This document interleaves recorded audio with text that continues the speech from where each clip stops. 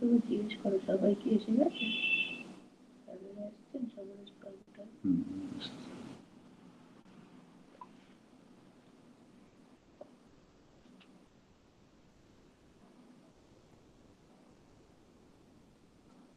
সমরেশ পাল দেখলাম।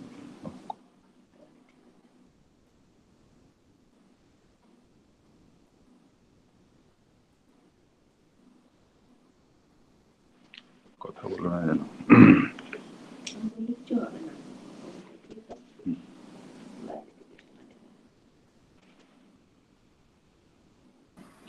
Okay, Somnatha. Start. You can start. Good morning. Good afternoon, everybody. On behalf of the Department of Mathematics, Maulana Azad College, I welcome to everybody in this webinar. Today the session is on biomathematics. Mathematical biology aims at the mathematical representation and modeling of biological process using several mathematical techniques. I think our student will gather more knowledge about this new field of mathematics. Now I request Dr. Nanda Das to introduce our speaker, Dr. Somoresh Pal. Thank you, Dr. Bandyopadhyay. Good afternoon, everybody. It is my privilege to introduce my teacher, Professor Somoresh Pal, in this national level webinar. Professor Pal received his MSc and MPhil degree in applied mathematics from University of Calcutta and obtained PhD in mathematical biology from University of Jadavpur in 2004. Now he is professor and head in the Department of Mathematics, University of Kolkata. His research area is in mathematical biology and in particular population dynamics. He has already published more than 65 international research articles. He received Indo-US Research Fellowship for collaborative research work at Georgia Institute of Technology, Atlanta, Georgia, USA. He also obtained fellowship under INSA, International Bilateral Exchange Program for collaborative research work at National Center for Theoretical Science, Taiwan. Erasmus Mandas Euphrates grants for collaborative research at University College, Dublin, Ireland. Not only this, he also obtained Indo-French Joint Research Project for collaborative research at Institut de Mathématiques de Bordeaux, University de Bordeaux, Talents, France. The title of the talk of Professor Paul is Mathematical Modeling for Microalgal Allopathy in Emergence of Oral Diseases. I request Professor Paul to say something about our Biomathematical Society of India before delivering his lecture. So please, Professor Paul, you may continue now. Thank you, Dr. Dash, for a nice introduction. First of all, I'd like to thank the organizing committee of the webinar, Department of Mathematics, Maulana Azad College, and IQAC cell of the Maulana Azad College, Kolkata, to take this initiative to organize the webinar in collaboration with Biomathematical Society of India. I just like to mention some thing about our society. Biomathematical Society of India started its journey in September 2009 under the leadership of my respected teacher, Professor Joydeep Chattopadhyay of Indian Statistical Institute, Kolkata. He is president of the society. Professor Nandadulal Boiragi of Jadavpur University, he is first general secretary of the society, and other members of the executive committee who extend their wholehearted support to form the society. The The registered office of the society is at Department of Mathematics, Jadavpur University, Kolkata. I like to mention few objectives of our society. The first main objective is to encourage collaborative research work and to inspire researchers from other fields to get themselves involved in doing research in the fast emerging field of biomathematics. Another objective is that to encourage and inspire young aspiring entry-level researchers so that they get engage themselves to do research in the field of mathematical biology. Society organized different events in last few years. Society with Center for Mathematical Biology and Ecology, Department of Mathematics, Jadavpur University, has already organized seminar and international conferences. Society with Indian Statistical Institute, Kolkata, organized international conference, India Biodiversity Week. Another thing is that society has its own journal, International Journal of Biomathematics and System Biology, is a peer-reviewed open access journal that is published biannually. On behalf of the society, I request all of you to organize seminar, mini symposium in their respective universities and colleges, and in that aspect, society will give full technical support. I like to invite all of you who are interested in this interdisciplinary areas of mathematics to join the society.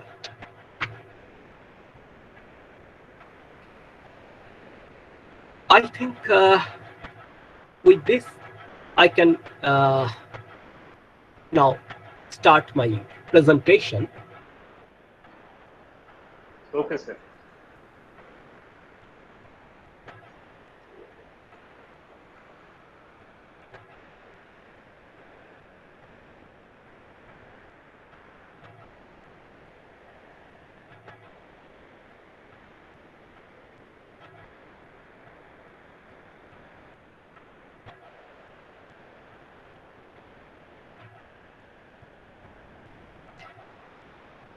Okay.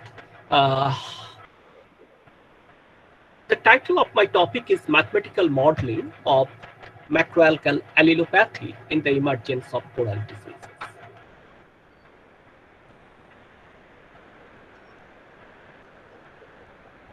First, I like to give a brief introduction about the linear autonomous system. I hope all our students and scholars, they are very much familiar with this topic, linear autonomous system. We can write a linear autonomous system in two-dimensional space as dx1 dt is equal to ax1 plus dx2 and dx2 dt is equal to cx1 plus dx2, where ABCD are real, and in matrix form we can write it in the form x dot equal to ax, where A is the coefficient matrix. And we assume that the determinant is non-zero, so the matrix is non-singular. And we now give the transformation that x equal to py, where p is a non-singular matrix. Then the system 1, this system becomes y dot equal to jy, where j is the Jacobian, p inverse a p. Now, the Jacobian matrix, it is a, this is a diagonal matrix, which has any one of the following forms. First form is the, there are two distinct real eigenvalues, lambda 1 and lambda 2. Second case, a repeated root, that is lambda 1 and lambda 2 are equal. And in the third case, a pair of complex roots, alpha plus minus I beta. Now, in the first case, that is, if the eigenvalues are real and distinct, then the system y dot equal to jy, this becomes y1 dot equal to lambda 1 y and y2 dot equal to lambda 2 y. And we can easily find the solution as yi is equal to some constant ci e to the power lambda it. Now we can draw the different cases that if lambda I are negative for all I, then we can easily find that yi tends to 0 when t tends to infinity, and in this case we call the equilibrium point 0, 0 as a stable node. That is, the trajectories in this case lambda 2 may be less than lambda 1 or lambda 1 may be less than lambda 2, that all the trajectories they tend to the equilibrium point 0, 0. So we call it as stable node. In case of unstable node, that is when lambda I are positive, then yi, this tends to infinity as t tends to infinity, and we say that the equilibrium point 0, 0 is unstable node.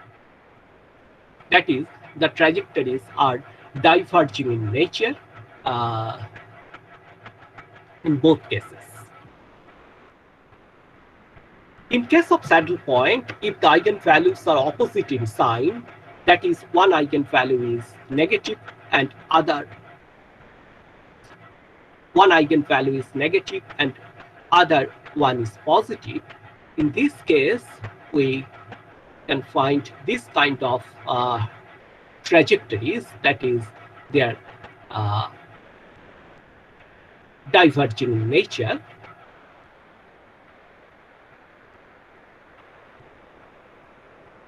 And we'll call it saddle.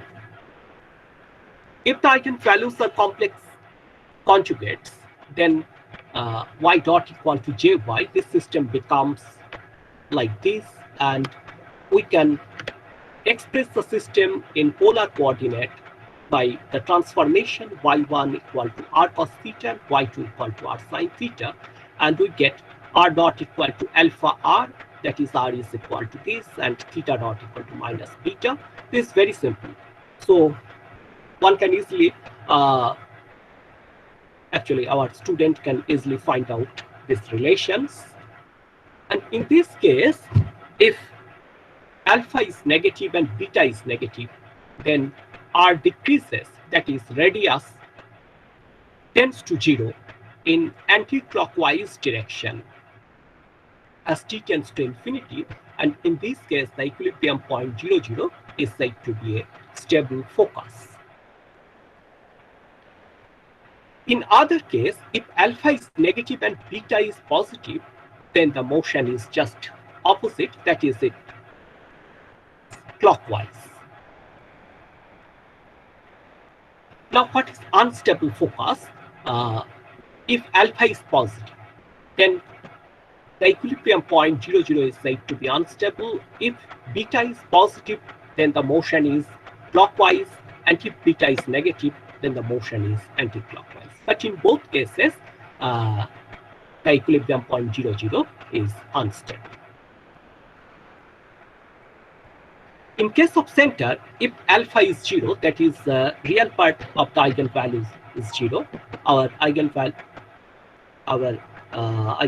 are alpha plus minus I beta. So if alpha is equal to 0, we get the purely imaginary eigenvalues. Then in this case, equilibrium point 0, 0 is said to be a center. And depending upon if beta is positive, then the motion is clockwise, and if beta is negative, then the motion is anti-clockwise. We can easily find these results. And we can summarize these results in a simple manner. Our system is x dot equal to ax, and we can find the characteristic equation, and tau is the trace of the matrix A, and delta is the determinant, is non-zero, and if delta is negative, then we get saddle at the origin. If delta is positive and discriminant is positive, then we get the equilibrium point as a node at the origin. And we can represent in this way that this is the parabola, tau square equal 4 delta, and this is delta greater 0 and this is delta less 0. Depending upon tau small delta and capital delta, we can find that in this region we call it unstable node, and this is the stable node, and this region is the saddle, and between, that is when tau square is less than 4 delta, that is capital delta is negative, this region is unstable focus, and on this axis, that is on delta axis, small delta axis, we call it as center, and this zone is stable focus. One can easily draw this figure and can interpret the result. Now come to the non-linear autonomous system. In case of non-linear autonomous system, we assume the system of differential equation in the form x dot equal to fx, where f is smooth and t does not appear explicitly on the right-hand side, so the system is autonomous. If t appears explicitly in the right-hand side, we call it non-autonomous system. And f contains non-linear terms, then the system is said to be non-linear autonomous system. And as in our previous definition, we can find the point x bar in the system, which is in which f x bar equal to 0, and we call it equilibrium point. And we linearize the system x dot equal to fx, and we give a small perturbation x equal to x bar plus chi. And by using the Taylor's theorem, we can reduce the system, linearize the system in the form chi dot equal to d fx bar. This is the Jacobian and into chi. And this is the linearized version of the non-linear system. Yes, this is the explicit of dx bar. This is the Jacobian matrix of f evaluated at x equal to x bar.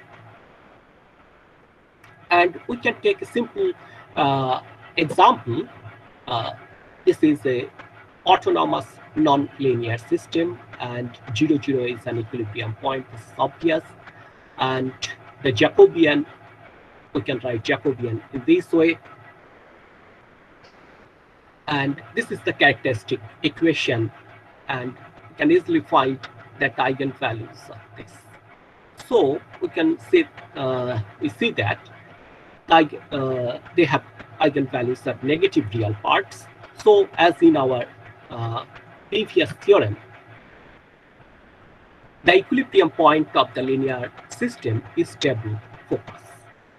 And since this equilibrium point 0, 0 is hyperbolic equilibrium point, because no eigenvalue is 0 or purely imaginary. So by Hartmann-Grobman theorem, there is some topological equivalence. The nonlinear system is also has also stable focus around the equilibrium point 0, 0. And this is the linearized version of the system. The trajectories look like this. That is all the trajectories approaching to the equilibrium point 0, 0, and we call it stable focus. And we can draw the trajectories in case of non-linear system. In this case, we see the same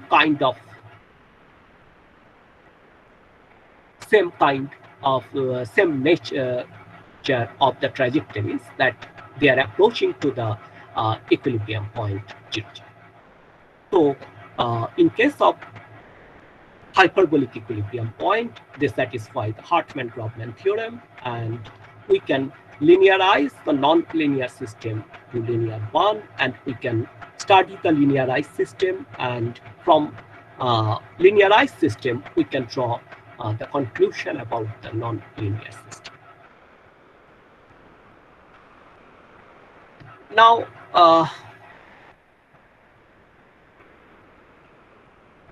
I just give a brief outline about the population ecology. Population characteristics. Mainly, there are one term is population density. Population density is the number of organisms per unit area. Another kind is spatial distribution. The term involved with this is dispersion, the pattern of spacing a population within an area. And there are three main types of dispersion. One is clumped, another one is uniform, and we observe this kind of random dispersion in forest. So there are three kinds: clumped, uniform, and random. And the primary cause of dispersion is resource availability. There are mainly three or four factors of, that actually influence the population growth rate.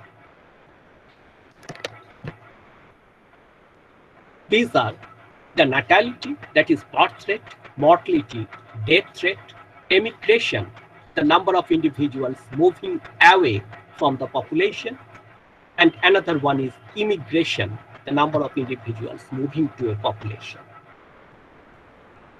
And the density dependent factors that limit population size regardless of population density, these are usually abiotic factors.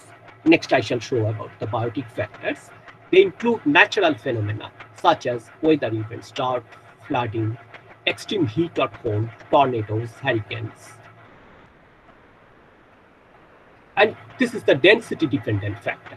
Any factor in the environment that depends on the number of members in a population per unit area, and this include predation, disease, parasites, and last one is the competition. And I just like to mention the first individual based population model, we simply call it IBM. If we denote, there is a simple example. If we denote the number of rabbit pairs at the reproductive period T by NT, we then have this kind of difference equation, NT plus 1 equal to NT plus NT minus 1. This is the future time, present time, and this is past. And which of course gives N0 equal to N1 equal to 1, and this gives the famous Fibonacci sequence. And Fibonacci himself did not give the solution to this problem in a closed form, but explains how to iterate the process to achieve 377. And this is the number of rabbit pairs after 1 year. Of course, the real beauty of the model lies in the ratio of successive Fibonacci number, that is, this ratio NT over NT plus 1 is approximately root 5 minus 1 over 2 for large T, and this is called the golden mean. Another important problem in ecology is Lotka-Volterra model, and there is a history behind it. That is, this is based on statistical analysis of fish selling data in markets of GSP. And fishing was largely suspended in the upper Adriatic Sea during the First World War. And this is the fishing.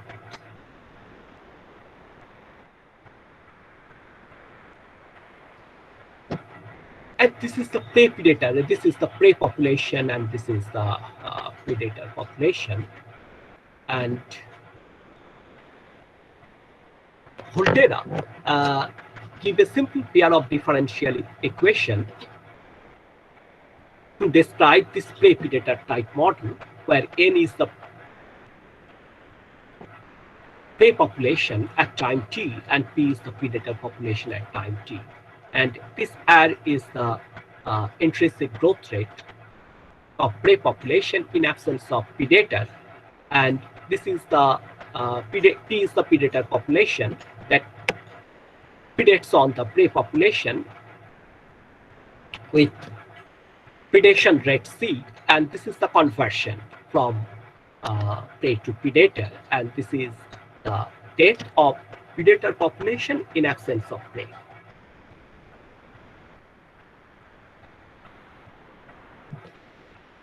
Now, from the point of epidemiology, what is epidemic? An epidemic event which an infection sweeps through a population, and another term is endemic, a time invariant state with the infection present in the host population. Susceptible class, we're actually now very much familiar with susceptible, infected, recovered, exposed. So susceptible is a member of host population is classified as susceptible if they are not infected and are capable of being infected. And we call it the compartmental type model. In one compartment there is susceptible, and infected class is a member of the host population is classified as infected if they have infection and have the ability to infect others. And recovered class or removed class, a member of the host population is classified as removed if they are unable to take part in the transmission of infection, either because they are no longer infectious and have become immune, sometimes because they have been vaccinated, and sometimes even because they are dead. And another is the exposed class. They are infected, but not yet infectious. And in epidemiology, our basic model is that the population can be subdivided into a set of distinct classes depending upon their experience with respect to the disease.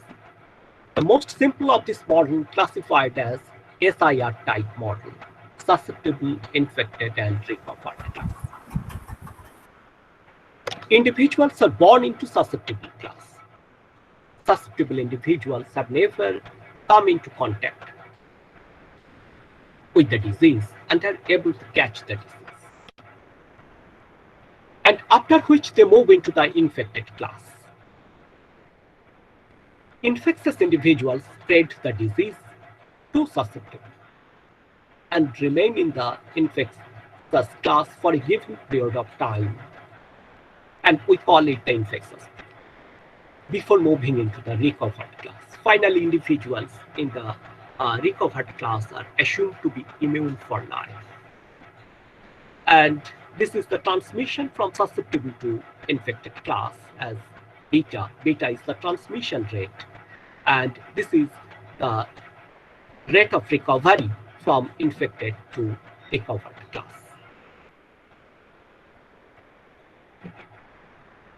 In our very simple model, SIR type model, and this is the, we call it Carmack-Mackendick model, there is no other way individuals can enter or leave the susceptible class. So DSDT is minus beta SI. This beta is the transmission rate from susceptible to infected class. And this is the recovery from infected to recovered class. And gamma is the recovery rate. And another term we are now very much familiar with, the basic reproduction number. Basic reproduction number of an infectious disease is defined as the number of secondary cases that would arise due to introduction of a single primary case into a fully susceptible population. And this can be, we can simply find from this equation that this infected rate of growth of infected class, this is positive, that is beta Si minus gamma I is greater 0, and we can find that if beta S over gamma is greater than 1, we call this ratio as R0, and we call it basic reproduction number. And in case if R0 is greater than 1, there will be an epidemic, and if R0 less 1, then the disease will die out. So for an epidemic, we must have R0 is greater than 1, and this implies that there is a minimum size of population in which there can be an epidemic, and that is gamma over beta. Initially S is n, so gamma over beta must be less than n.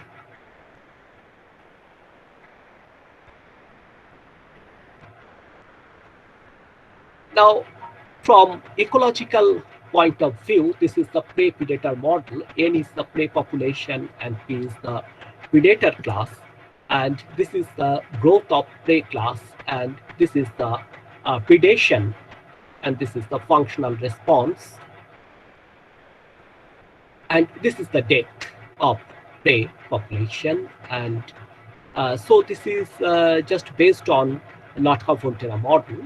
And in case of SI epidemic model, this is the growth of susceptible population, and this is the transmission from susceptible to infected class, and this is the death or recovered from infected class. So the amalgamation, this is the ecological from ecological point of view, and this is from epidemic point of view. So Professor Joydeep Chattopadhyay and Professor Arino, they first coined the term eco-epidemiological model, and this is the general form of an eco-epidemiological model. This is susceptible population, and this is infected population, and in this case, the prey population is divided into two classes, susceptible and infected class, due to an infection, and this is the growth of susceptible prey, and this is the carrying capacity. This follows the logistic fashion, and this is the transmission from susceptible to infected class, and this is the predation. This is the predator class, so this is predation by predator population on susceptible class, and this is the infected class. This is the transmission from susceptible to infected, and this term is the predation by predator class on infected individuals, and this is the death of infected population, and this is the transmission from susceptible to predator due to predation, and this is, we have used the negative, that is predation by predator class on infected individuals. It actually has a negative effect on the growth of predator class, so we have used the negative term, and this is the death of predator population. And in case of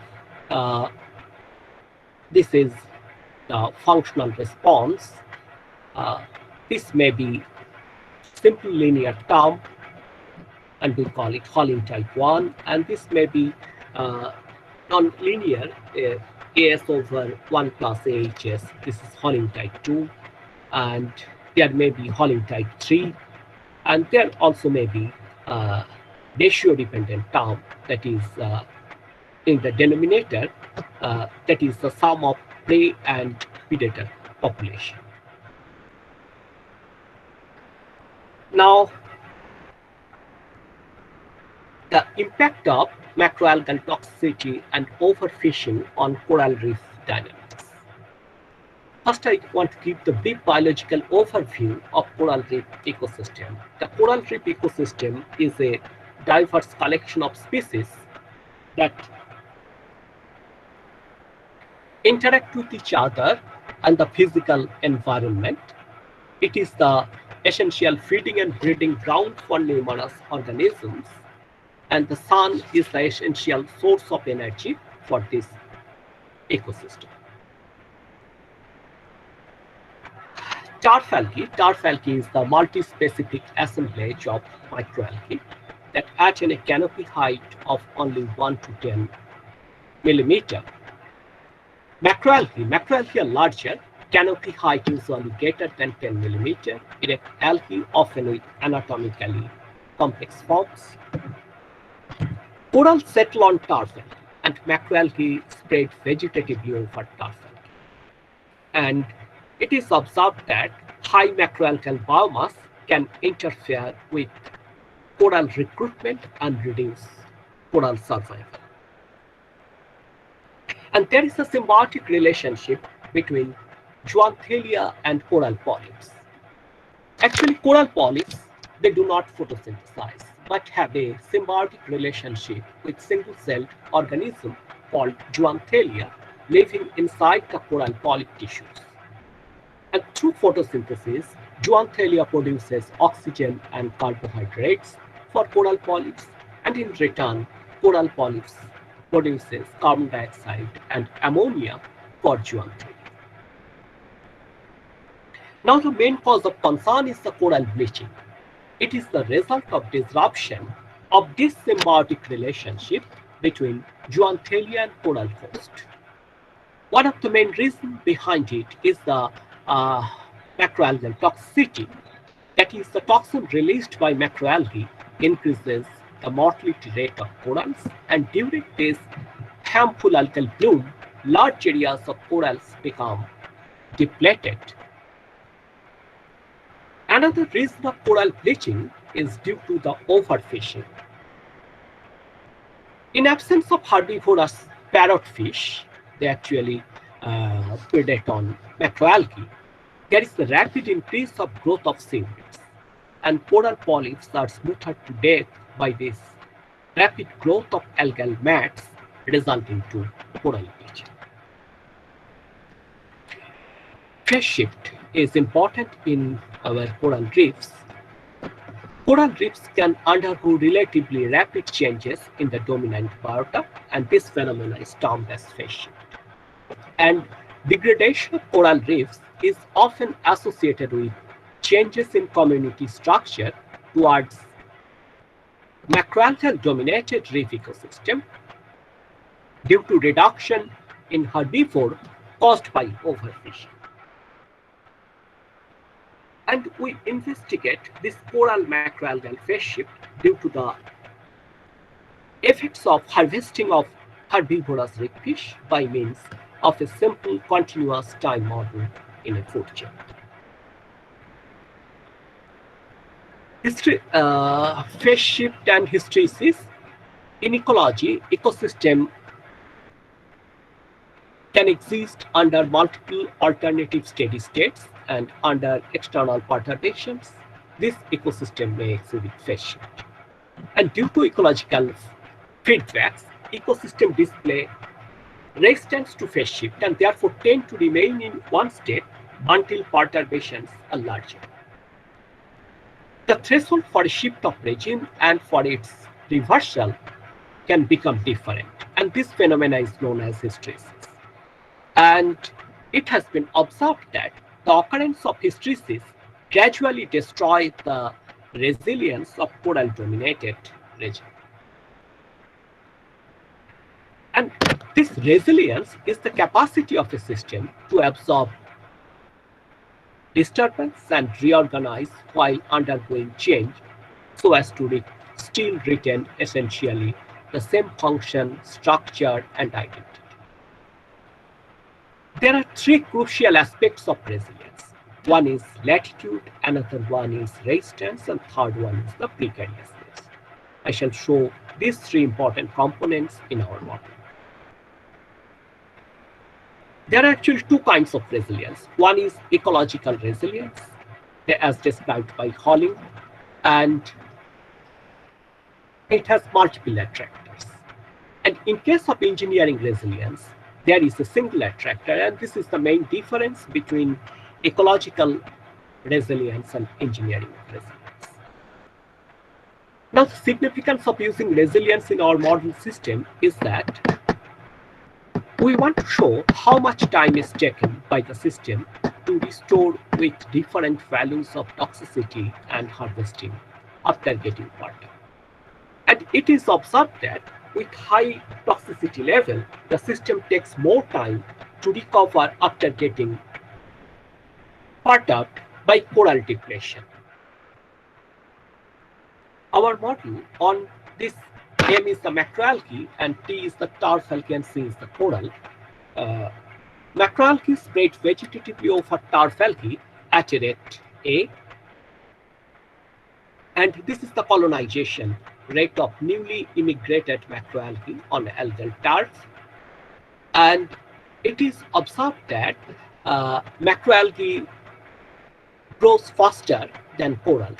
So corals are overgrown by macroalgae at rate alpha, and death of macroalgae and corals is adding to, this is the death of macroalgae and this is the death of corals, and they are adding to the growth of turf algae. And the loss of macroalgal cover and subsequent recolonization, this is the grazing by parrotfish, herbivorous parrotfish. They actually graze on this macroalgae. So the growth of macroalgae is reduced due to grazing by herbivorous parrotfish, and this beta, this is the harvest-mediated reduction in grazing. So this is an important parameter in our system. This is the harvesting, rate of harvesting. So when there is no harvesting, it becomes 0. And this gamma is the effect of macroalgal toxicity. There is a conservation. We can, if we add these three equations, it becomes 0. So we can reduce the system to a two-dimensional one where we have macroalgae and corals, and this is our initial conditions. We actually observe there are mainly two equilibria. One is coral-free equilibria. This one is the coral-free equilibria, and another one is the coexistence. I'm not going into details of these mathematical calculations. One can easily find this. And we calculate the eigenvalues of the Jacobian matrix for this equilibria, and we can say that the system is locally asymptotically stable at the coral-free equilibria if this is the toxicity level is greater than gamma substar, and this gamma substar is one threshold actually. And we can say that with high macroalgal toxicity, corals are eliminated from the system. On the other hand, we have observed that if the growth rate of corals is greater than this, and this condition is satisfied, the system is locally asymptotically stable at the coexistence. And we can say that with high coral encroachment on algal tufts, the interior equilibrium becomes locally asymptotically stable. And we observe the non-existence of periodic solution, and we consider this simple, we actually follow this Dirac criteria and consider this Dirac function, and we observe that this divergence is negative, and we can say that by Dirac criteria that the system has no closed orbit contained in the first orbit. So, as there is no periodic solution in the first quadrant by Poincare-Bendixson theorem, it follows that every trajectory of the system approaches asymptotically to an equilibrium point of the system 2. And we observe there is a transcritical bifurcation at the choral free equilibria. At gamma is equal to gamma sub star, this is the threshold I have just mentioned, that this Jacobian becomes this, so we can easily say that one eigenvalue is equal to 0. So we cannot, this is a non-hyperbolic equilibrium, and we follow the rules, and we observe that the system undergoes a transcritical bifurcation at the choral free equilibria when the toxicity level crosses this threshold value gamma star. And there is a sad note bifurcation at the coexistence equilibria. And I'm just dropping this. And we observe there is a effect of hysteresis, and if gamma sub star is less than gamma star, a sharp transition with hysteresis occurs. And we have taken these parameter values for our numerical simulations. And this is the transcritical bifurcation at gamma sub star. This is gamma sub star, this is gamma sub star, and this is unstable. This is the determinant value, and this is the trace value. And this red one implies that it is unstable at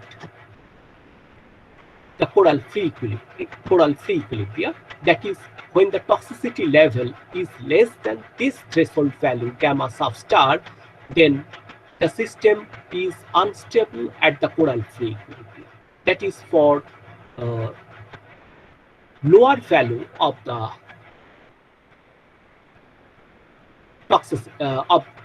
toxin released by macroalgae, that then the system is unstable at the choral free equilibria, and if the toxicity level is greater than this threshold value, then the system is stable at the choral free. This is the determinant value, and this is the trace value, and we can see that at this threshold value gamma sub star, this determinant is equal to 0. This determinant is equal to 0, and trace is negative. With instability at E0, for gamma less gamma sub star, and stability at E0 when gamma is greater this gamma sub star. And there is a sad note bifurcation at gamma star. This is gamma star, that is for toxicity level below this threshold, the system is locally asymptotically stable at the coexistence equilibria, and for higher toxicity level, that is when the toxicity level is greater than this threshold, then we observe that the coexistence equilibria does not exist. And this is the determinant value, and this is the trace value. And the main difference between transcritical bifurcation and saddle node bifurcation is that in case of saddle node bifurcation, when it crosses this threshold, then the previous equilibrium, that is here E star, that does not exist at all. But in case of transcritical bifurcation, that exists but unstable. This is the main difference. And this is the complete bifurcation diagram of the toxicity level gamma, and this is the choral coffer. There are actually 3 zones. This is gamma sub star, and this is gamma star. That is when the toxicity level below this threshold value, we observe the system is monostable at the coexistence equilibrium. In between these 2 thresholds, that is gamma sub star and gamma star, there is a bistable at the choral free and the coexistence equilibria. This is the stable branch, this is the unstable branch. And for higher toxicity level, the system becomes monostable at the choral free. And this is the hysteresis loop in this way. And this is just in case of in zone 1, that is when the toxicity level is below this threshold value, in this case, all the trajectories tend to the coexistence equilibria E star, that is when the toxicity level is 0. In zone 2, that is where we observe bistability at the coral free and coexistence equilibria, that is depending upon the initial conditions. Some trajectories tend to the coexistence equilibrium, some tend to the coral free. And this is for higher toxicity level, and that is in zone 3, that is when the toxicity level is higher, then all the trajectories tend to the coral free. Another important point is that the grazing, we observe the saddle node bifurcation at G substar, and this G substar is the grazing parameter, and when the grazing is below grazing by herbivorous parrotfish on macroalgae, when the grazing rate is below this threshold, that is for lower grazing, then the coexistence equilibrium does not exist. But when the grazing rate is greater or crosses this value, then the that is on higher grazing on macroalgae, then we observe the local asymptotically stable at the coexistence. And there is a transcritical bifurcation at G star. G star is another threshold parameter. And this is the bifurcation diagram of G, that is grazing intensity G, and this is the coral cover. There are actually 3 zones. In zone 1, that is for lower grazing on macroalgae, then the system is monostable at the coral free equilibrium. In between these 2 values, G substar and G star, we observe bistability depending upon the initial conditions. And for higher grazing by herbivorous parrotfish on macroalgae, we observe the system is monostable at the coexistence. And this is the basis of attraction for E naught and E star. That is, for lower grazing, the system is macroalgae dominated, and for higher grazing by herbivores on macroalgae, the system is coral dominated. And this is the beta, that is harvest. Beta is the harvest rate, on parrotfish, on herbivorous parrotfish. That is, in this region, we observe bistability. That is when the harvest rate below this threshold value, that is for lower harvest rate, and for higher rate of harvesting, we observe the system is stable at the coral free. And we observe there is a saddle node bifurcation at beta star. Beta star is another threshold. And for higher harvesting rate, we observe the system is stable at the coral free equilibria, and in this case, the coexistence equilibria does not exist at all. And this is the basin of attraction. That is, when there is no harvesting, the system is coral dominated, and for higher harvesting rate, we observe that the system is macroalgae dominated. And if we increase this value, that is, if we increase this parameter beta, and then in that case, this region will increase. And from this, our observation is that with low macroalgal toxicity, the system becomes stable at the coral dominated region.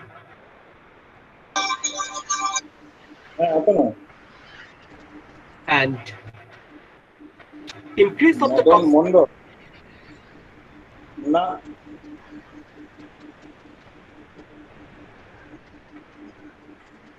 And increase increase of the toxicity level below a certain threshold determines two possible stable regimes depending upon the initial conditions. And with high macroalgal toxicity, coral depletes completely and the system becomes stable at the coral free. With high macroalgal toxicity, increasing of grazing rate increases the resilience of the coral-dominated resin. With high macroalgal grazing rate by herbivores, increase of macroalgal growth rate on algal tuff increases the resilience of the coral-dominated resin. This is the last part of my presentation, that is microbial disease in coral reefs. The main cause of concern is the coral bleaching, and it is due to the disease called black band disease. And this is characterized by cyanobacteria-dominated microbial mat that migrates rapidly across infected corals, leaving empty coral skeleton. And this is the schematic diagram to understand our model. That is, here, this is the turf algae, and due to infection, there are actually two kinds of infection. One is contagious, that is through contact, and another one is the non-contagious, that is through other. That is, in case of, in this case, it may be corallivorous fish. So the susceptible corals become infected. And this is macroalgae, and this is the loss of macroalgae cover due to grazing, and this is the natural mortality.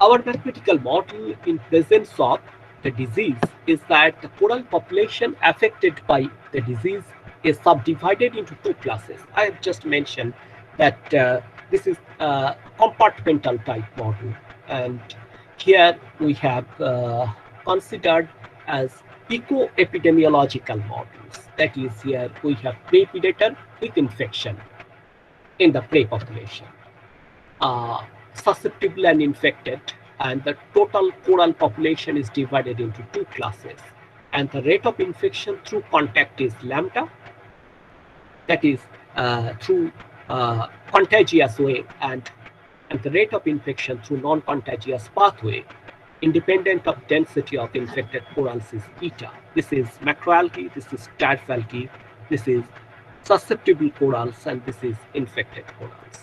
And this is the grazing by herbivores on macroalgae.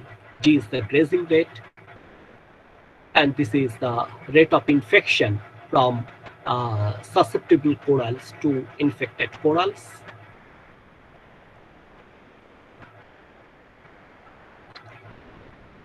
And we have also observed that there is a conservation, that is, if we add this 4 equation, it becomes 0.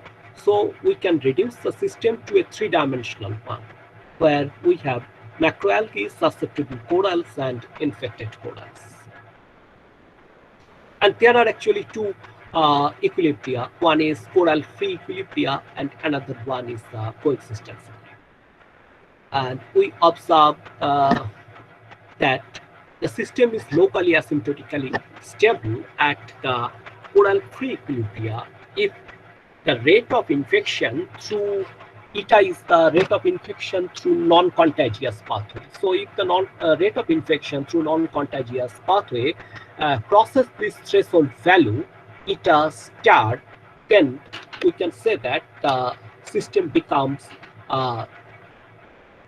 stable at the coral-free equilibrium.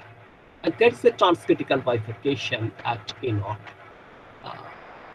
And we observe persistence at the coexistence equilibria, and we also have stability at the coexistence equilibria by simple calculation. And we observe there is a Hopf bifurcation at the grazing. G is the parameter grazing rate of grazing by herbivores on macroalgae. And there is a third node bifurcation. And this we observe on the parameter B, and B is the rate of immigration. And we have these parameter values for our numerical simulation. We have actually estimated this gamma, lambda, and eta. Eta is the rate of non-contagious infection, lambda is the rate of contagious infection, and this gamma is the disease-induced death rate of infected corals. And in this bifurcation diagram of eta is the rate of infection through non-contagious pathway. We observe that for lower rate of infection, that is when the rate of infection is less than this threshold value, then the system is monostable at the coexistence equilibria, and for higher rate of infection, the system is stable at the coral-free equilibria. And this is the bifurcation diagram with eta as bifurcation parameter for different values of grazing. G is the rate of grazing, and this LP is the limit point, per saddle node bifurcating point, and this BP is the branch point or transcritical bifurcating point. And we can say that this one and this one, they coincide at the point which is called cusp point, and we observe hysteresis in this zone, but after this cusp point, we observe no hysteresis. And this is the bifurcation diagram with eta. Eta is the non-contagious infection rate, and G is the grazing rate. And this is the coral cover. Actually, I'm not want to go into details of this. There are actually different kinds of bifurcation. This is zero Hopf bifurcation, Bogdanov-Tackles bifurcation. This is the saddle node bifurcating point. This is transcritical, and this is the cusp point. And this is the coexistence region in eta G. G is the grazing rate, and this is eta, non-contagious infection rate. And we observe that for lower rate of grazing and lower rate of non-contagious infection, the system is macroalgae dominated, and for the system is macroalgae dominated, and for higher grazing by herbivorous reef fish, the system is coral dominated. And here we have a simple idea about the resilience. That is, this is the monostable zone. This is B is the immigration rate of macroalgae, and this is the coral cover. That is, for lower rate of immigration of macroalgae, the system is monostable, and this is the bistable zone. And for higher immigration rate of macroalgae, the system is monostable at the coral free. And this is actually the cusp point, this one, and this is the stable branch, and this is unstable branch. Here we call it as latitude. This is the resistance, and this is precariousness. And when these three coincides at this point, these three coincide at this point, and we call it, after this point, the system bifurcates from one state to another, because we observe that when it crosses this threshold value, the system becomes monostable at input, and it becomes macroalgae dominated. And this is the coexistence region in lambda B. Lambda is the contagious rate of infection, and this is the immigration rate, that is for lower rate of immigration and lower rate of contagious infection, the system is coral dominated, and for higher rate of infection, it is macroalgae dominated. And this is the bifurcation diagram of G. G is the grazing by herbivores on macroalgae. That is, when it increases in this way, the system becomes stable at the coexistence equilibria. And for lower grazing, the system is actually macroalgae dominated. And this is the hop bifurcation, and we observe this kind of. There are actually two hop bifurcation, and in between two hop bifurcation, there is one oscillatory zone actually. And from this, our observation is that the system exhibits two stable configuration of the community under the same environmental condition, with saddle node bifurcation and associated hysteresis effects when the grazing rate of herbivores and disease transmission rate cross some threshold values. The effect of grazing on hysteresis supports the observations from previous modeling analyses by Blackwood and Mumby and Fung. In absence of macroalgal immigration, no hysteresis is observed. This too justifies the consideration of macroalgal dispersal in our model. And the system exhibits a sudden change. Sudden change means kind of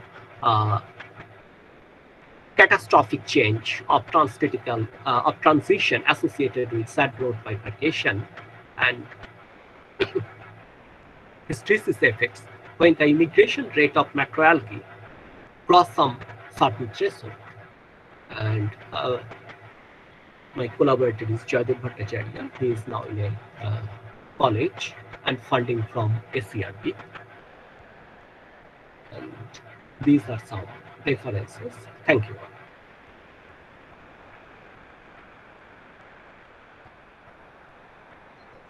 Thank you, sir. Thank you for such informative and nice lecture. I think participants are enjoying it. So now the session is open for question and answer.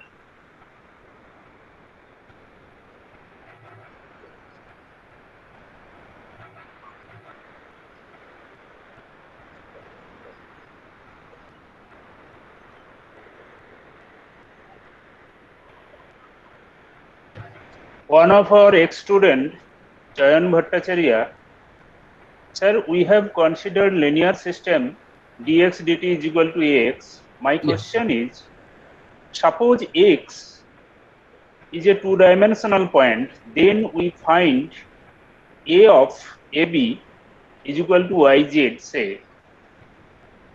Is there any vector direction from AB to yz in phase portrait?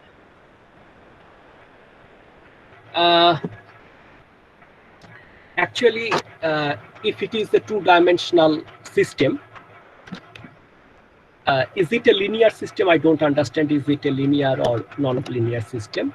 But if it is linear, then it's very simple. We can find the eigenvalues, and based on the eigenvalues and corresponding eigenvectors, we can draw the trajectories. And in case of if it is non-linear system, then we can linearize the system, and if it is a hyperbolic equilibrium point, then we can proceed as in the previous case, that is in case of linear system, and we can draw the phase portrait based upon the eigenvalues and corresponding eigenvectors. Actually, I have shown in my figure in the figures, that is where there is some stable node, stable focus, unstable node, unstable focus. Okay, thank you, sir. I think Chayan find their answer. Another question from Pritam Sen. What do we mean by hub in coral bleaching? actually HAB is the harmful algal bloom. Okay, it is observed that macroalgae release toxic chemicals. When there is a sufficient concentration of macroalgae in a certain area, it releases toxic chemicals, and it actually prevents other organisms to enter into that region. In case of coral reef ecosystem, and we observe that macroalgae grows faster, actually grow 10 times faster than corals. So it actually easily occupies the space because of its growth rate is faster than the corals. So they actually occupy the space more rapidly than corals. Okay, sir. Sir, in behalf of our student, I have a question. Most of the phenomena in nature are in complex. Does such mathematical model include all such complex phenomena? Actually, we cannot include all phenomena in a single model. If we include all phenomena in a single model, we cannot, it is very difficult. Actually, it is not only very difficult, we can't do this. Then in that case, we have to solve it numerically. We can't do it by analytical calculation. Okay, so our main target is that we actually simplify the model. We include the most important factors into our models. Okay, sir.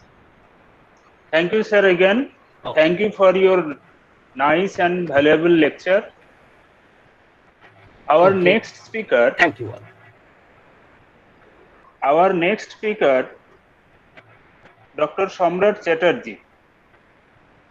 Now I invite Dr. Chatterjee for our next lecture. Dr. Chatterjee completed his MSc from Jadavpur University and obtained gold medal in MSc. He did PhD under the supervision of Dr. Joydev Chattopadhyay, Indian Statistical Institute, Kolkata, and degree awarded from Jadavpur University. As postdoc research fellow, he worked in the Department of Mathematics, University of Torino, Italy, from 2006 to 2009. Also, he worked as research scientist, Immunology Group, International Center for Genetic Engineering and Biotechnology, New Delhi, India, from 2009 to 13. Now he is associate professor in Translational Health Science and Technology Institute, Faridabad, Haryana, India. He has published 55 journal articles, 5 chapters in book, and 1 book.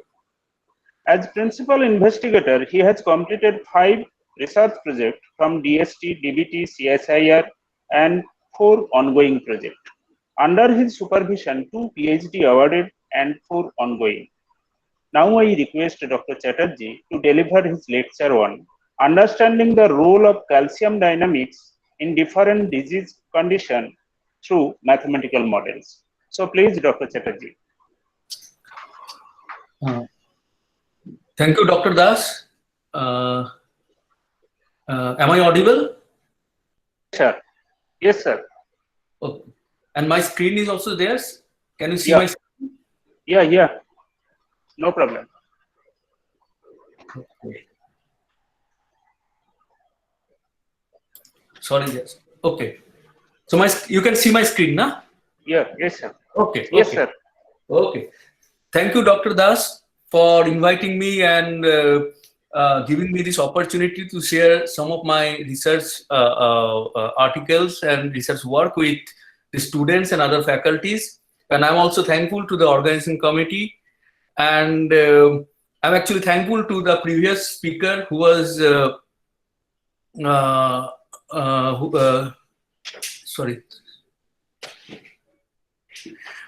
sorry, my previous speaker who actually invited also asked me to join these ones, and he is my senior. So after his great lecture, it's become much easy for me to go through this, because I understand that now the students will know about the steady state, the stability and all. So it will help me. So when I go through the biology and especially the mathematical part, it will help the students to get through that. So the topic which I choose today is actually understanding the role of calcium dynamics in different disease conditions through mathematical model. So basically, one of our research focus of our group is to understand the calcium dynamics in different disease condition, because this calcium, as you know, is very important. So one important part of the calcium is already known by most of the people, that it forms an important part of our bone. Almost about 99% of the body calcium is stored inside the bone. But the another important part which we normally don't talk about much is that it is actually work as a messenger in a cell. So if I just give you a little background of the cell, how it works, because I understand most of you are from mathematics background. So normally the cell also talk with each other, and also there are some signal within the cell, and cell act depending on that signals. So for example, if a cell need to divide or if cell need to die, it all talks, it all depends on the signal it goes. So mainly proteins act as these signals, but the calcium also plays a very important role in this signaling. It acts as a secondary messenger. So other than that, it actually help in secreting hormones. For example, when calcium level in blood decreases, this parathyroid gland produce more parathyroid hormone. These are known facts. For example, the calcium plays a very important role in releasing insulin from pancreatic beta cells. So it has actually role in diabetic condition, which I will also go through in one of my talk here today. So more or less we understand the calcium has a role in the cell signaling part. So how actually it works? So there are actually two important facts we need to know before we go further into this. One is that calcium ions are an integral part of this information processing machinery in our body. But the main part is the second one, where actually this calcium concentration is not very important. It's more the oscillation that is shown in the calcium is more important. Depending on this calcium oscillation and the frequency and amplitude of this oscillation, it actually generates different informations. It passes different information, and it acts as the messenger. So the calcium oscillation is one of the important part which we study in our research. So there are actually a lot of papers published both in mathematics and in biology which talks about these calcium oscillations and about its importance in heart actually. So today I will focus more on the heart, and then at the end of the talk I will also show how the calcium can play important role in some other disease condition. So if I talk about heart actually, so before I talk about heart, I'll say that what calcium, the imbalance of calcium can cause. So of course it weaken your bones. There's a kidney problem, nervous problem. But this is what I'm focusing today in my talk: the abnormal heart rhythm. This actually depends on the concentration, not only the concentration but also the abnormal calcium oscillation. So how it actually works? So these calcium ions actually generate this action potential because your heart has to continuously pump, and so there is an electric current flowing that helps your heart to pump. And in that case, this calcium plays a very important role for this rhythmic beat of your heart. Any kind of this abnormal intercellular calcium cycling inside that heart can lead to this abnormal cardiac dysfunctioning, and that can lead to different heart problems. So actually, if you see this calcium, the dynamics of calcium in a cell, they are actually controlled by different channels, and these channels are along the. I will talk more about these channels in my coming slides, but more or less these channels are along the border of the cells where the calcium can flow from inside and outside the cell, and also within different compartment within the cell where this this calcium can flow. And depending on this calcium concentration of the cytoplasmic cell, it gives this cardiac function, this it helps in the cardiac functioning, normal cardiac functioning. So if I talk about today's discussion on this part, I chose two topics where I want to discuss with you. So as I told you, this dynamics of this calcium in the cytosol and other cellular components like SR and mitochondria plays an important role in fine-tuning this excitation and contraction coupling, that is the pumping of this heart. So in the first study, what we try to understand is how these different compartments within the cell play an important role in maintaining this calcium concentration or the oscillation in the calcium concentration. And in the second study, we will focus more on the diabetic cardiomyopathy side. It means, so if you have diabetes, which we know that there is an increase in the glucose level in the blood, I will talk more about it later. So in that condition, one of the secondary complication comes is in the problem in your heart. And that is called, they call it a diabetic cardiomyopathy. So in the second section, I will try to understand how this diabetic cardiomyopathy is linked with this calcium dynamics, and how can we use them in both the studies, of course, that how can we use this calcium to prevent at least to some level of this diabetic cardiomyopathy. So this is the model, first model which I talk about. So let me explain this schematic diagram, and it will give you an idea of how the calcium works inside the cell. So you can see that I have considered two compartments within the cell. There are other compartments also, but these are the major two compartments with the calcium. So this is the cytosolic calcium. So our main aim is always to understand the cytosolic calcium, because this is where it needs to have that particular frequency of this calcium oscillation. So this cytosolic calcium are controlled by one is by SR, sarcoplasmic reticulum, and other is mitochondria. So you can see there are actually two channels, this RYR2 and SERCA2A pump. So from RYR2, the calcium goes from SR to cytoplasm, and SERCA2A pump, it goes inside the SR. Now this SERCA2A pump is actually controlled by ATP, which is again generated by mitochondria, major part of this ATP. And there is actually two more part there which inside the cell from where the calcium comes. That is, one is this MCU channel, and other is the MNCX channel. And this cytosolic calcium also has an important channels that link with the outside of the cell. So this is the L-type channel from where from outside the cell this calcium come inside the cell through this L-type channel, and NCX channel from where this calcium goes out from the inside the cell to the outside of the cell. So we put all this in our model. So if you see, we have a 4-dimensional model. So this calcium SR is one component, calcium cytoplasm is one component, calcium mitochondria is one component, and finally the ATP. So I'm not going in details of this model, but if you see that there are quite complex terms used in this model, and most of them are actually derived from different papers which have actually estimate these terms using the experimental data. For example, if I consider this term, this is actually the part of calcium going from cytoplasmic reticulum via RYR2 to cytosol. This is this part.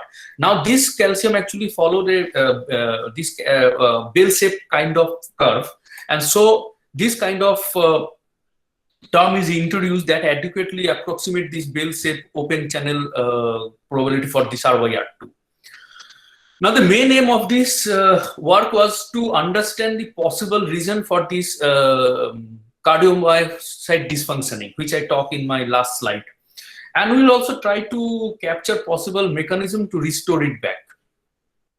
So let's first find some analytical result, as already discussed by Professor Pal about the different analytical results. So I'm not going in detail. So here also we have done the same. We identified the boundedness, we identified the positive invariant. In fact, we also went for the interior equilibrium point. The one thing which I want to do here, that here the important part is just a little bit different from many other studies, that here the normal part is the oscillation. So we need to identify the parameters for which our oscillation occurs, and no oscillation or oscillation with a very different amplitude and frequency outside the defined range, which I will discuss in my coming slide, is not good for the heart. So the oscillation we need, so first existence of oscillation is important, and then it has to be within certain frequency or amplitude. And the best way to understand an existence of oscillation is by Hopf bifurcation. So we try to understand the Hopf bifurcation point through which this oscillation can occur on this point. So we have also worked on that part. Then with all this analytical result in mind, we went for the numerical simulation. And for the numerical simulation, most of our parameter values we taken from the literature. As I told you, many of these expressions and parameters values are derived in the literature from experiment. There are few which we didn't get, but we actually estimate them to get this particular figure. Now here, if you see particularly the calcium oscillation of the cytoplasm, the amplitude and the frequency is already defined and is taken from this Nature paper in 2002.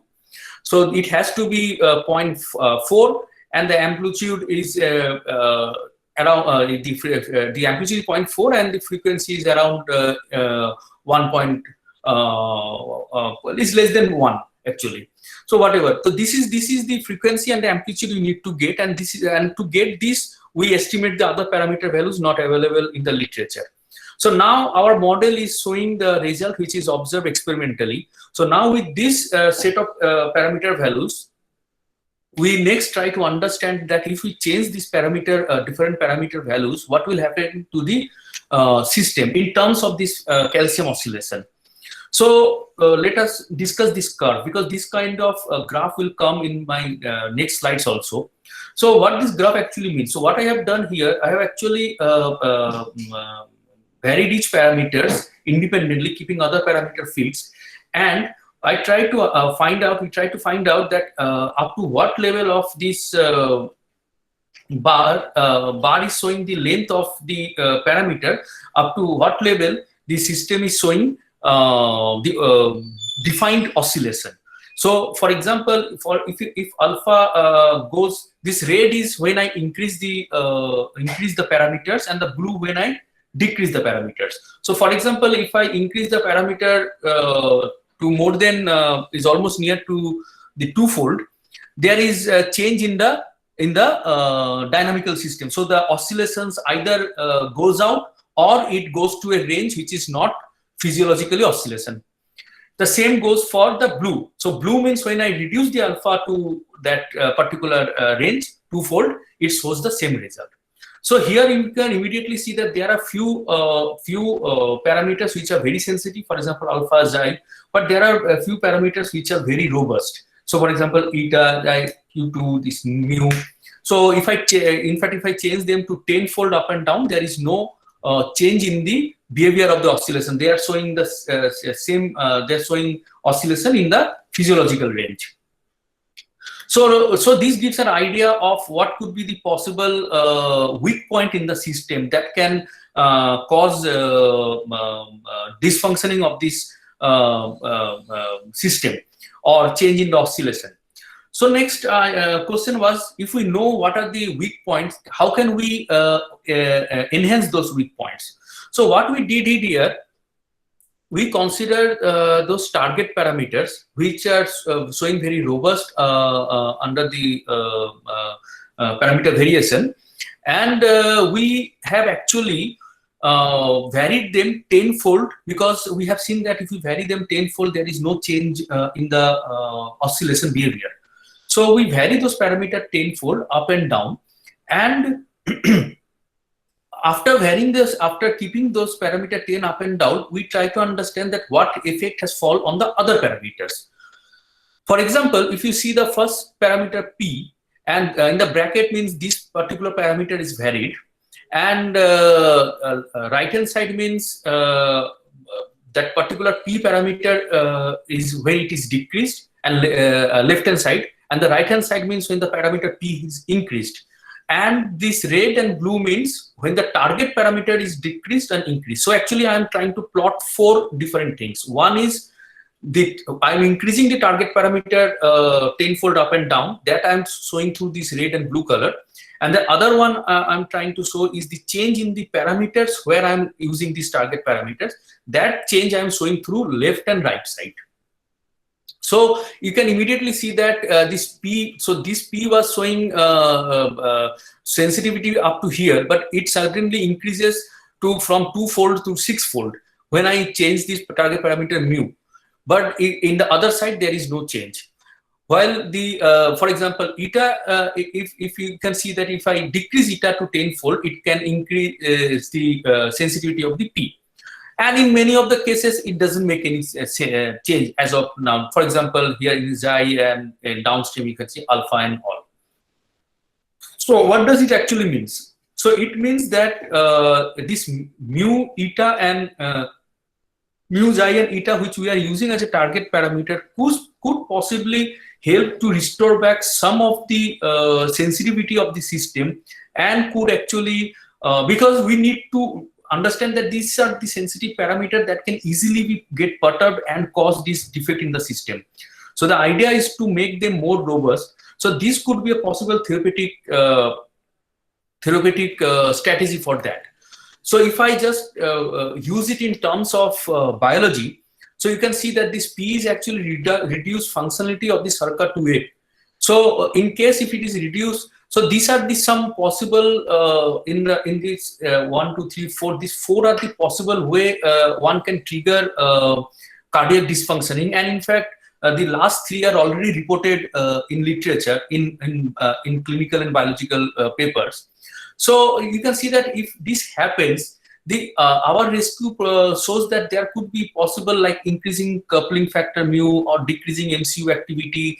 So this can actually restore the system to certain level. So so what we can see from this model and understand that this change in the calcium oscillation, which is causing the dysfunctioning of the cardiomyocyte, is actually done by these channels only. There is any defect in this channel or impaired in this channel, and this can be actually then balanced out by the other channels, but to certain level. So these are the some results which we get from here. So as I told in the conclusion, that we have sorted out the cardiac dysfunction triggering elements and evaluatory strategies to counteract the cardiac dysfunction in targeting the mitochondrial processes. And we can conclude that an increased mitochondrial calcium content due to increased MCU or reduced MNSC activity. If you remember that mitochondria is that particular compartment I'm talking about, that might help in some kind of therapeutic strategy. And people are actually thinking of using that mitochondrial strategy. So this is the conclusion from our first model. As I told you that we are actually more interested when we are talking about this heart or cardiomyocytes. We are more interested in understanding this system under diabetic condition. So we have done a few work on that. So I'm presenting one of them. So what actually diabetes means in that sense? So diabetes means, in normal sense, you will find that there is an increase in the glucose concentration in your body. So if I say very crudely that why this glucose concentration increases, I mean, of course, there is a common phenomenon that there is an increase in the insulin. But actually, it's not because of the decrease in the insulin, because insulin decreases happens later on. It's actually diabetes condition starts when there is an insulin resistance happens. So for what happen actually in our body, each cell gets its energy through glucose, and glucose gets inside the cell either through different channels, and some of those channels are actually insulin dependent. Okay, so now what happened in insulin resistant patients, that is when diabetes started, in the early stage, this insulin doesn't work. They are producing insulin. There is no problem in the production of insulin, but this insulin channels through which the glucose is supposed to come inside, the insulin resistance happens. So what happens actually in that sense, that glucose doesn't go inside the cell. And if glucose doesn't go inside the cell in many of the organs, in some organs they go because they are independent of this pathway, but doesn't go. In that case, your glucose start circulating in your blood. And that is why you get more glucose in your body. And that is why doctor says you can exercise and all, because in that case, if you start exercising and your cells start taking more glucose, and it might, at the beginning, it might help to counteract this increase in the glucose. So we want to understand that in such condition, when you have glucose in your blood circulation, but it is not going inside your heart, because heart also the glucose goes through this GLUT4, which is actually insulin dependent channel. So in that case, what happens, and how much we can use calcium to restore some part of the function of the heart. So here you can see that we have taken glucose as one of our variables. Glucose is going inside the cell. It is making ATP. Glucose is converted for this energy. We have taken ATP as another variable. Now this ATP, as I showed you in the last schematic diagram also, that it helps in circuit to a pump to go the calcium from cytosol to SR. We have only taken SR in this condition because actually SR is the powerhouse of this calcium concentration. So most of the calcium are inside the SR. So in this model, we have only considered the effect of the SR. And this RYR2 is the channel through which this calcium goes from the this SR to the cytoplasm. And so we consider as a W. And Z is the finally the calcium concentration of the cytosol. This is exactly what we try to understand. So the hypothesis or the observed phenomenon that your glucose become less, and as a result there is a change in your calcium concentration within the cytoplasm. And because of change in the calcium concentration, as I discussed in my last work, there is a dysfunctioning of the heart. And this actually is observed in if you have a long-term diabetes, if you, any patient with long-term diabetes, these are observed as a secondary complications. So the main aim of this study is to, the aim is to understand the role of the GLUT4 energy metabolism, all these channels, that how they modulate in maintaining this calcium homeostasis here. And then of course through parameter recalibration, we want to identify the factors that can restore a dysfunctional cardiac system to its normal steady state by altering their physiological ranges.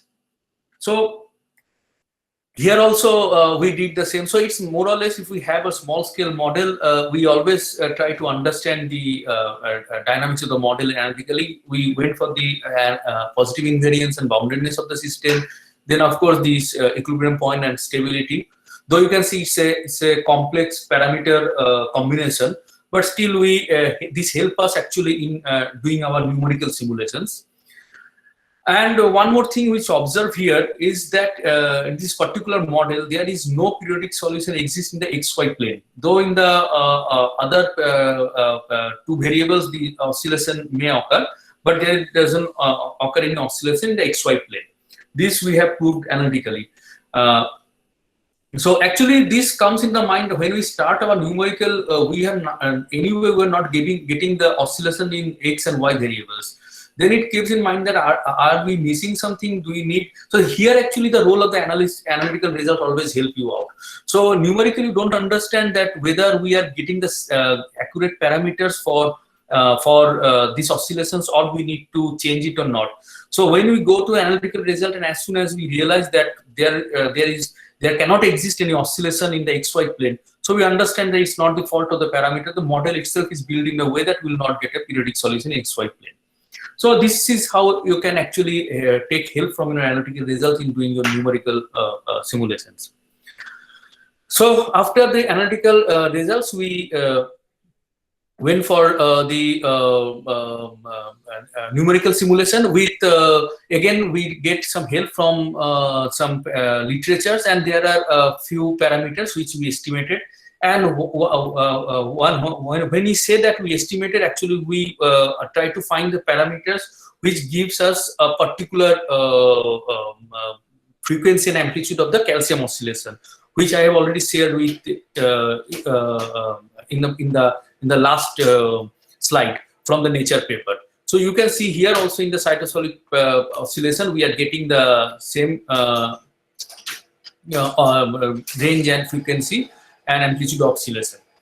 So once we have the parameter set and it is mimicking the experimental result, we now try to look that what will happen if we change different parameters.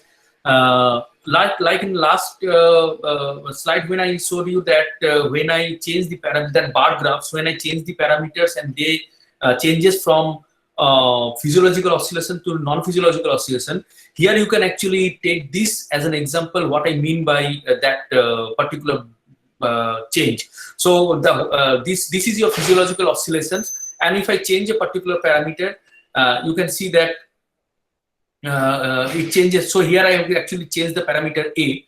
So you can see that if I change the parameter, decrease the parameter from 3.02 to 1.317, this physiological oscillation actually becomes a non-physiological oscillation, goes to a non-physiological oscillation. And this is where I mean by this bar graph. So bar graph stops, the bar stops at the value of the parameters beyond which either the oscillation goes out or it becomes non-physiological oscillation. So again, here also we did the same robustness analysis which I have showed you in last bar graph. So this time you will understand this bar graph in a better way. Here this red and instead of the absolute value of the fold change, I have taken the percentage in this case. So here this red means when a particular parameter is increased to that percent, and the blue means if it is decreased to that percent. So you can see that some of the parameters are very sensitive, as usual, like K4S, a slight increase or decrease can change that physiological range to a non-physiological range. But you can see that we observe that two parameters, G and D3, the last two parameters, they are showing much robustness here. That is, these two parameters are actually SR leakage rate. So there is a leakage from the reticulum to cytosol, and the other one is G, which is actually R/R2 activity. These two are actually showing much robustness. So a lot of change in these two parameters still maintain the physiological oscillation in the calcium cycling. So finally, same like in last pair, we try to use these two parameters to see that how it can be used to restore back oscillation, restore back normal oscillation. So as I told you, in diabetic condition, it means actually that your glucose decreases. Okay. So what we have considered here, so actually if you see our glucose, the normal rate which we have taken here is 9 point, this is the 9.16. This is the rate at which the glucose is coming inside the cell. So now if we decrease this glucose rate to 8 and 7, so 8 is the blue dots and the 7 is the red dots. We actually decrease this further to 6 and further down, but if we decrease this further, it is not possible to restore back normal calcium oscillation. But for 8 and 7, so to a certain level, we can actually restore back calcium oscillation through this combination of these two parameters. And this is the graph showing that. And this means that when you have a pre-diabetic condition, when there is a slight decrease in your input glucose rate, when it started decreasing, you can actually use them as a cardioprotective measure. And this is exactly what we have concluded here, that for a healthy cardiac functioning, it is better to maintain the insulin-dependent glucose input rate via a GLUT4 transporter into the cells. But unfortunately, in a diabetic condition or insulin resistance condition, it doesn't work. In that case, we are proposing that regulated SR calcium flux could be a possible therapeutic strategy in maintaining normal calcium dynamics in diabetic heart or to prevent possible cardiac dysfunctioning. And there was actually an experimental evidence also where they have used this RYR2 controlling in and suggested that the normal cardiac functioning can be achieved by controlling RYR2. So people are actually thinking of using this, and our model is also showing the same result. So now I'm going to a very different area of my research, but the same calcium, you will see that how it actually plays role in different disease condition in our body. So another theme of our research area is in the Mycobacterium tuberculosis. So here we actually are interested in understanding the role between the host and pathogen interaction. So we know about this TB, which actually depends on both the external environment of the host and in the internal environment of the host. I mean, it depends on your food habit and all, and socioeconomic condition, and then of course your internal environment. I mean, if you are healthy, how much healthy, your immune system and all. So this TB already is a huge problem. Because almost like 2 million new TB cases occur every year, about 2 million deaths occur each year. It's actually not only affect our country, but start affecting Europe, North America, and also, of course, the developing country. And unfortunately, the estimate says that like 1/3 of the population, I mean, for example, who are sitting here, unfortunately, it might be that 1/3 of us are actually having this latent infection in us. So, and this actually become, we might never have the TB if our immune system is strong, but soon our immune system become decreased, we actually affected by this MTB. And of course, this is becoming more problematic for emerging economics like China, India, where this population burden is also there. So then, but why this TB is so problematic, and why people are studying this MTB in that way? You will find very interesting that this TB is a very ancient disease. I mean, it is like more than 10,000 years ago also. I mean, you can see there is a mummy here in the British Museum which is showing that it has TB inside it, and it is like 2,500 or 3,000 BC, the mummy was. So it actually stays with, so many species of the same time has gone from the earth, but it stays with us. In earth, and it actually, why it does so, because it adapts itself very quickly, and it uses the host cell for its survival. It stays with the host, and it actually uses host machinery for its survival. It can adapt itself, and this is then become very difficult to actually control it. And you know, with over time, I can just tell you a couple of more things on TB. Like over time, now it becomes more difficult because of new strains of this TB are coming up. They are called MDR and XDR strain, multi-drug resistance, extreme drug resistance. Means they are resistant to the drugs. So the last TB drugs were discovered in, like the actual drug was in 1960. But then after that, even the vaccine we have taken, but these are not actually working now because of the development of the new strain.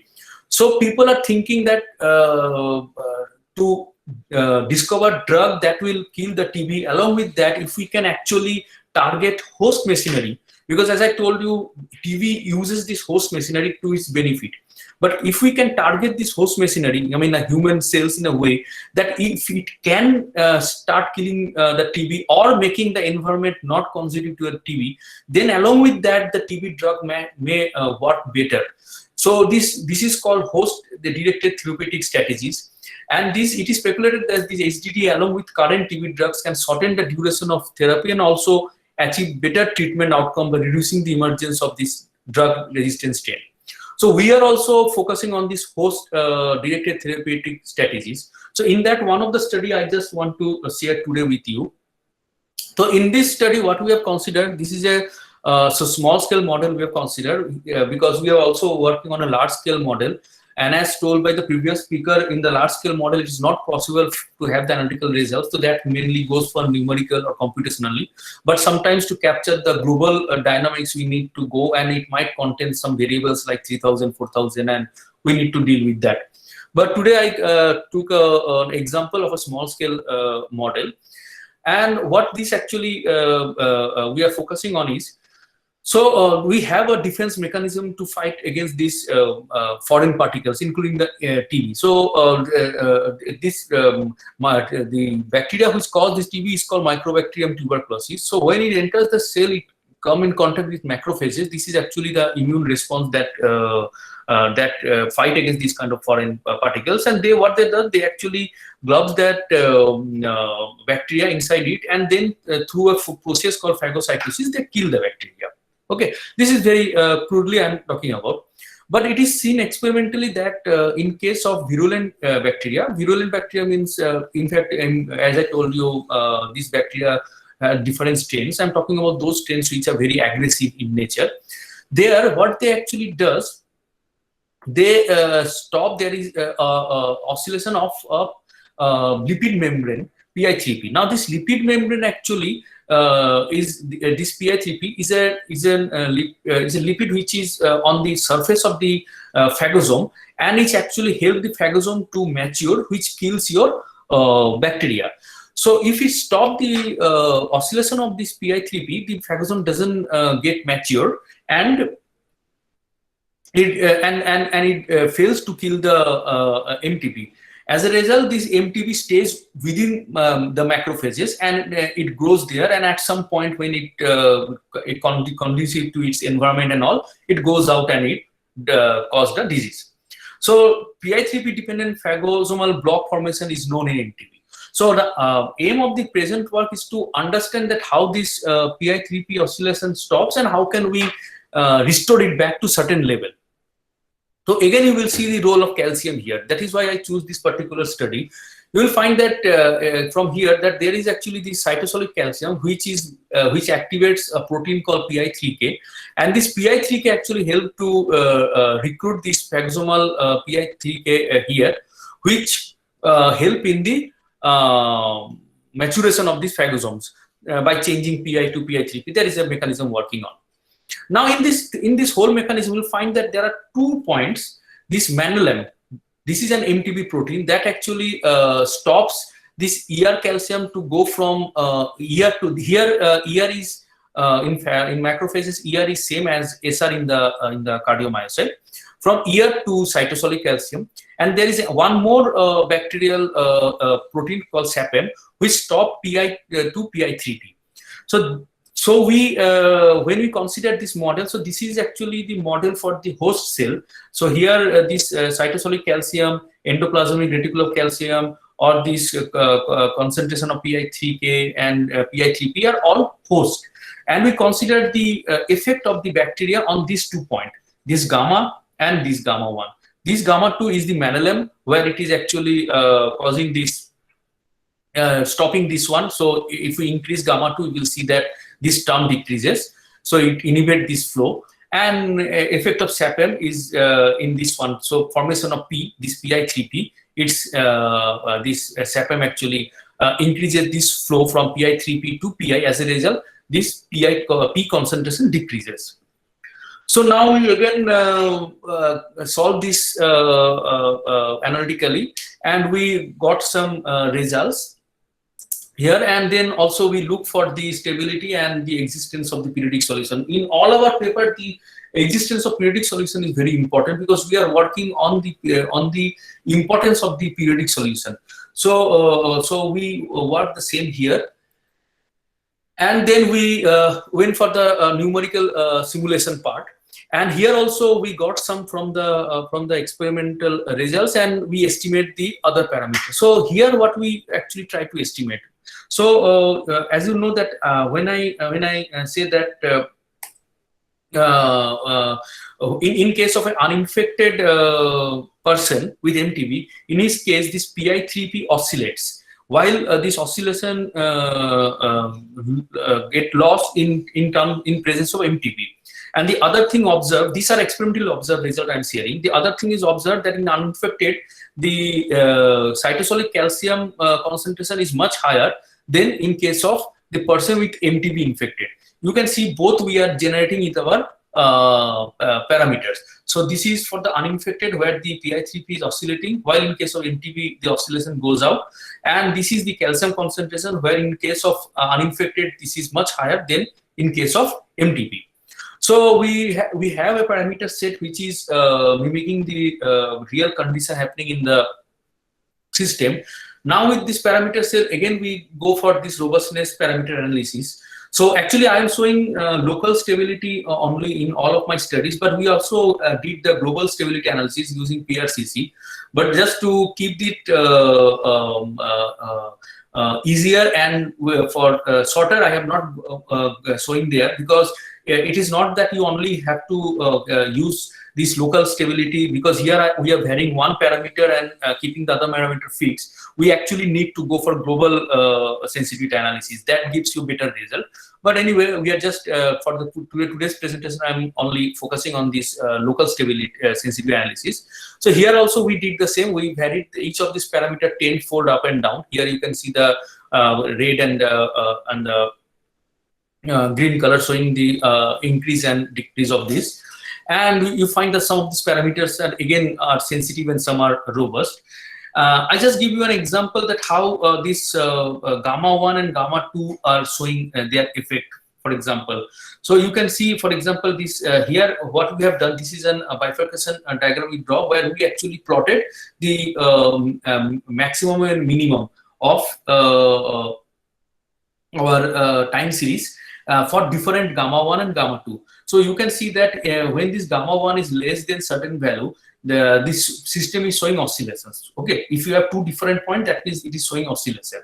Now when these two different points become one, it means that oscillation has gone. Now it's become a steady state. So you can see here in case of gamma 1, the oscillation of PI3P loss. But in case of gamma 2, it is somehow still maintaining. So when you compare this gamma 1 and gamma 2, so Menelem and SAPM, we found that this Menelem is more influential than SAPM. So we try to focus on the Menelem, and we observe that if we can increase the ER flux rate, which is because of the Menelem goes down, it increases this calcium oscillation. As a result, it increases the downstream PI3P oscillation and cause phagosome, which kills the bacteria. So now, unlike the last two models where we have proposed our hypothesis, but unfortunately we couldn't experimentally validate it. But here we have faculties working in THSTI, biologists who work with the MTB. So I went to them and I proposed this mechanism, and they actually validated it for me. So we want to say that there is this caffeine which we use. This caffeine actually is an activator of R/R2. So this actually increases the flow of calcium from ear to the cytoplasm. So what we did, we take uninfected, for example, only see this one you will know. So we take an uninfected. Okay, this is uninfected. This is the day 1. This is uninfected on day 4. And this is with the caffeine.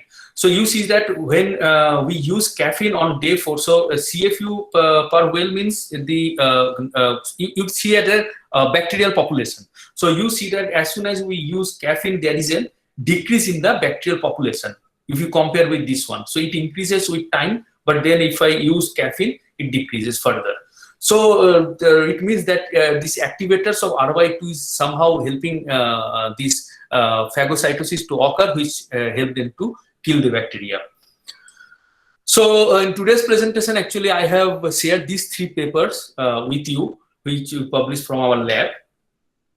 And at the end, I would like to thank my lab mates. Actually, this is all what they have done. I'm just presenting on behalf of them. So all credit goes to my lab mate. Thank you.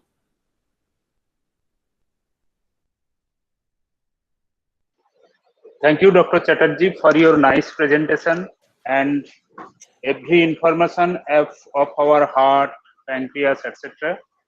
So the session is now open for question and answer. And in the chat box, we have question, what is the full form of SR? SR, cytoplasmic reticulum. Okay. So these are called only for heart, because in other cell they are called ER, endoplasmic reticulum. Okay. So what is the effect of oscillation of calcium in our heart as well as pancreas? Oh, that's a good question. I have not shown pancreas, but I understand, because we are also working on the pancreatic beta cells. So as I told you in the first slide, that it's not only the concentration of the calcium, but also that how it oscillate, it define the outcome of the function of the cell.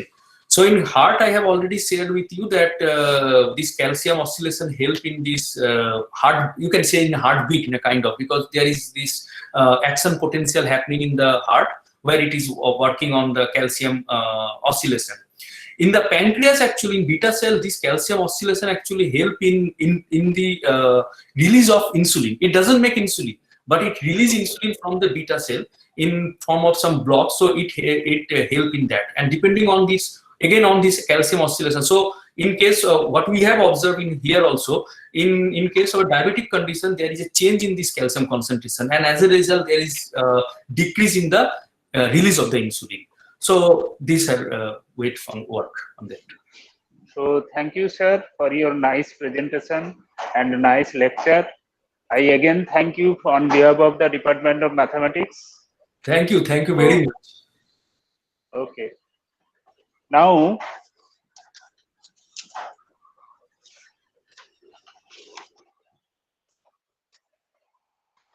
Dr. Bandyopadhyay, please share your experience and for vote of thanks.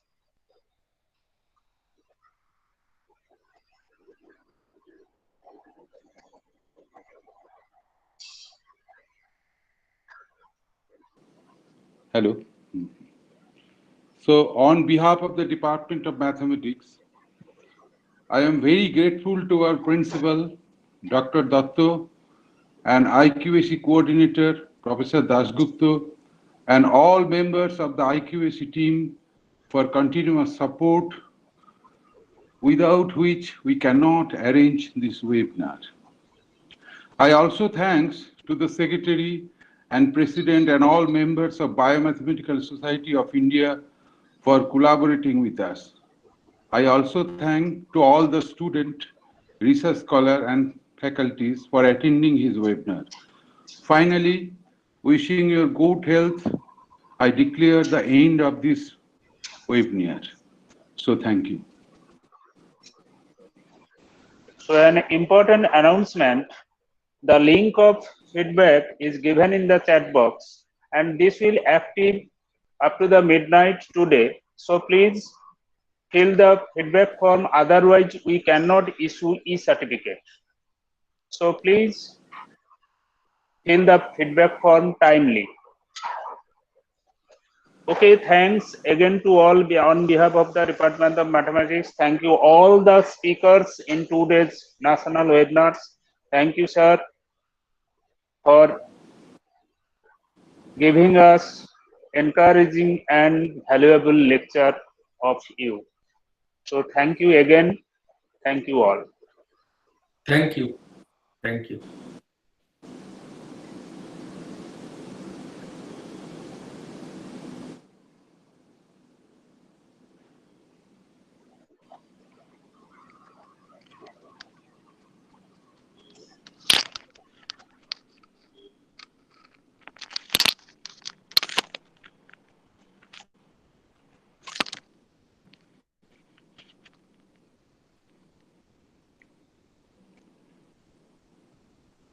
Nanda তাহলে বেরিয়ে যাচ্ছি নাকি?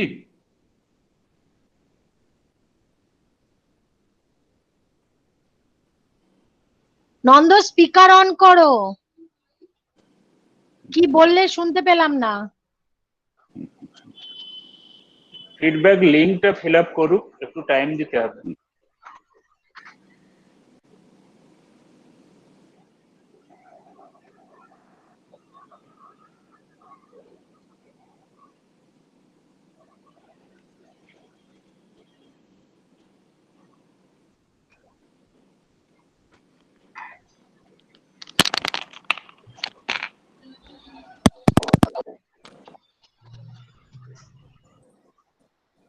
Hello, আমরা কি বেরিয়ে যাব? একটু ডিপার্টমেন্টের লোকজন একটু থাকুন। আচ্ছা, সেটা ঠিক আছে। বলছিলাম শেষ, ঠিক আছে, বলছি আবার কি কালকে কি পরীক্ষা সংক্রান্ত মিটিং